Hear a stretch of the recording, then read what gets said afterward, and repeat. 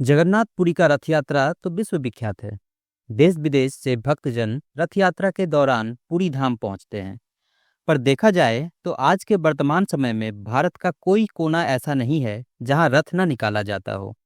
यहाँ तक कि अमेरिका, रूस और भी अनेकों देशों में इस त्योहार को बड़े धूमधाम से मनाया जाता है।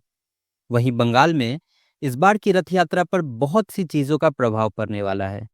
कई कारणों से बंगाल में इस बार की रथ यात्रा चर्चा में है, जैसे कि दीघा के नए मंदिर की रथ यात्रा, इस्कॉन कोलकाता का रथ और युद्ध विमान का संबंध, कोलकाता में कई जगहों पर उर्दू में रथ यात्रा मेले का पोस्टर को लेकर घमासान और भी कई विषय। तो चलिए सभी मुद्दों को एक एक कर संक्षेप में समझते हैं। नमस्कार, मैं पंकज, आप सभी का मेरे इस YouTube चैनल पर स्वागत है। सबसे पहले इस रथ यात्रा के महत्व को समझते हैं। रथ यात्रा हिंदू माह आषाढ़ के शुक्ल पक्ष की द्वितीया को मनाई जाती है। पर रथ यात्रा होने से पहले पिछले 15 दिन बहुत खास होते हैं। हिंदू माह के ज्येष्ठ पूर्णिमा से ही रथ यात्रा का जोश देखने को मिलता है। इस दिन भगवान जगन्नाथ, बलभद्र और सुभद्रा जी के विग्रहों को मंदिर के गर्भगृह से निकालकर मंदिर परिसर के अंदर स्थित स्नान मंडप पर लाया जाता है और फिर 108 कलश के जल से एक एक कर स्नान कराया जाता है। क्योंकि भगवान जगन्नाथ को जीवंत देव माना जाता है, इसलिए उनकी सेवा अलग ढंग से की जाती है और यहाँ भक्त और भगवान का एक अलग ही संबंध देखने को मिलता है। स्नान यात्रा का दिन इसलिए भी खास होता है क्योंकि इस दिन भगवान अपने श्री मंदिर से बाहर आकर सभी को दर्शन देते हैं, क्योंकि अगले कुछ दिनों तक यानी रथ यात्रा के दिन तक उनका मंदिर आम लोगों के लिए बंद हो जाता है। माना जाता है कि स्नान के बाद भगवान बीमार हो जाते हैं, इसलिए इन दिनों वे विश्राम करते हैं और उनका उपचार चलता है।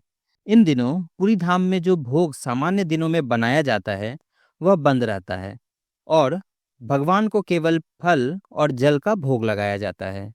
इसके 15 दिन बाद रथ यात्रा के दिन जब भगवान अपने पूरे श्रृंगार के साथ हिलते डुलते मंदिर के सिंह द्वार से निकलते हैं, तब जैसे पूरी धाम में उपस्थित भक्तजन और टीवी के माध्यम से लाइव देख रहे भक्तों की खुशी का ठिकाना ही नहीं रहता। सभी अपने अपने तरीके से महाप्रभु का स्वागत करते हुए खुशी मनाते हैं। यहाँ एक और बात जानने योग्य है कि पुरी के श्री मंदिर में सनातनियों को छोड़कर किसी और धर्म वालों का प्रवेश वर्जित है। पर प्रभु तो जगत के नाथ हैं। दूसरे धर्म के लोग भी उनके दर्शन चाहते हैं और तो और दूसरे देशों से भी लोग आते हैं पुरी में प्रभु के दर्शन के लिए। इस कारण से भी साल में एक बार जगन्नाथ जी रथ यात्रा के दिन बाहर आकर पूरे विश्व को दर्शन देते हैं। यह तो हुई सामान्य जानकारी रथ यात्रा से संबंधित। अब उड़ीसा से चले सीधे बंगाल की ओर, जहां इस बार की रथ यात्रा कई कारणों से चर्चा का विषय है। सबसे पहले पुरी के तर्ज पर बंगाल के दीघा में समुद्र के किनारे एक विशाल जगन्नाथ मंदिर का निर्माण पश्चिम बंगाल सरकार के द्वारा किया गया है। हालांकि ओल्ड दीघा बीच के पास एक छोटा मंदिर पहले से था। 2019 में मुख्यमंत्री ममता बनर्जी ने उसी समुद्र तट वाली साइट पर पुराने मंदिर के स्थान पर एक बड़े मंदिर के निर्माण की योजना शुरू की थी, जिसके लिए उन्होंने शिला पूजन भी किया था। लगभग 200 करोड़ रुपए खर्च करने के बाद इस वर्ष यह मंदिर बनकर तैयार हुआ और 30 अप्रैल 2025 को मंदिर के दरवाजे खोले गए और इसी दिन मुख्यमंत्री ममता बनर्जी द्वारा मंदिर का औपचारिक लोकार्पण किया गया।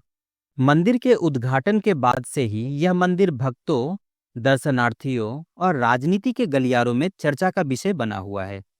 विरोधी पार्टियां मंदिर पर राज्य सरकार द्वारा खर्च किए गए करोड़ों रुपए को लेकर सरकार को घेरती रही है और हाल ही में मंदिर का प्रसाद दूसरे धर्म के लोगों की दुकान में बनवाने और राशन दुकान के माध्यम से बंटवाने को लेकर भी सरकार से सवाल करती नजर आ रही है। इस वर्ष की दीघा की रथ यात्रा नए मंदिर बनने के बाद पहली रथ यात्रा है। राज्य सरकार यहाँ पर टूरिज्म को प्रमोट कर ही रही है और रथ यात्रा के दिन खुद मुख्यमंत्री ममता बनर्जी यहाँ उपस्थित रहेंगी। इससे पहले वे इस्कॉन कोलकाता की रथ यात्रा में शामिल होती थी। एक अनुमान के तहत लगभग 2 लाख लोग दीघा में रथ यात्रा के दिन उपस्थित रहेंगे। अब दीघा से सीधा रुख करते हैं इस्कॉन कोलकाता की ओर। इस्कॉन कोलकाता की रथ यात्रा में हर साल लाखों लोग शामिल होते हैं। इस बार यहाँ की रथ यात्रा 2 विशेष कारणों से सुर्खियों में है। पहला, इस्कॉन कोलकाता के रथ में पिछले 48 सालों से बोइंग 747 विमान का पहिया इस्तेमाल किया जाता था, पर इस बार उन पहियों को गुड बाय कह दिया गया है। इस्कॉन की तरफ से पुराने टायरों के विकल्प की तलाश की जा रही थी। इस क्रम में एमआरएफ से संपर्क किया गया।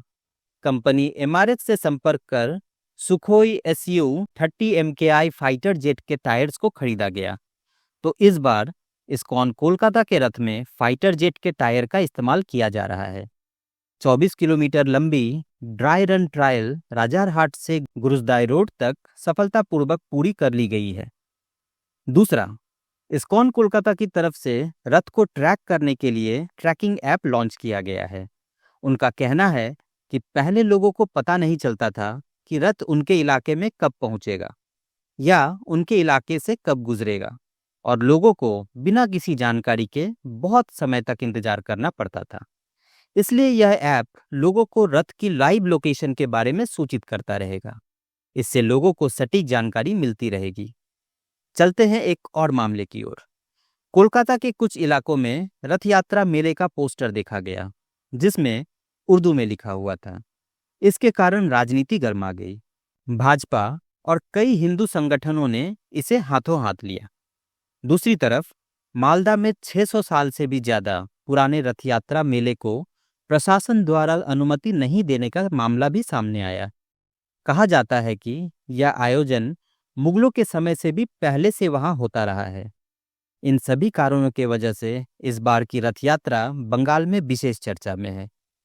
रथ यात्रा के इस पावन दिन आप सभी भी जहां मौका मिले वहां रथ यात्रा में शामिल जरूर हो और अपने पास्ट या प्रेजेंट अनुभव को कमेंट के माध्यम से जरूर शेयर करें। यह अनुष्ठान अच्छी तरह से शांतिपूर्वक संपन्न हो और जगत के नाथ जगन्नाथ सभी पर अपनी कृपा बरसाएं। इस कामना के साथ इस वीडियो को यहीं पर समाप्त करते हैं। चैनल पर अगर नए हैं तो कृपया सब्सक्राइब करें और वीडियो को लाइक और शेयर करें। नमस्कार, जय हिंद।